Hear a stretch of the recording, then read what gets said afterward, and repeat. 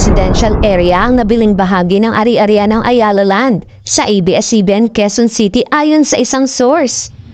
Pero marami ang nagtanong bakit napunta sa ALI ang nasabing ari-arian, samantalang pwede naman ang Rockwell na lang ang nag-develop nito.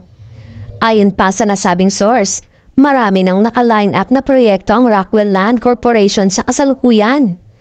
Maaalalang almost a week ago nang inilabas ang isang Memorandum of Agreement na nilagdaan ng Lopez-owned company at ALI para sa pagbibenta na sumasaklaw sa 30,000 square meters mula sa kabuang 44,027.30 square meters ng property sa halagang 6.2 billion pesos. At kasama sa 30,000 square meters na naibenta ay ang chapel, canteen, Dolphy Theater, ang dating DZMM Studio.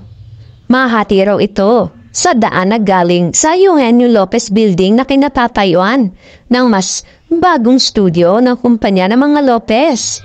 Samantala, ayon nga sa report na lumabas sa website ng ABS-CBN, sa ilalim ng MOA noong nakarang linggo, ang pagbabayad para sa pagbibenta ay magiging installment basis. At ang nakikitain di umano ay gagamitin para sa unti-unting pagbabayad ng mga pautang. Idinagdag ng ABS-CBN na ang deal ay napapailalim sa ilang kondisyon, kabilang ang clearance mula sa Philippine Competition Commission kung kailangan.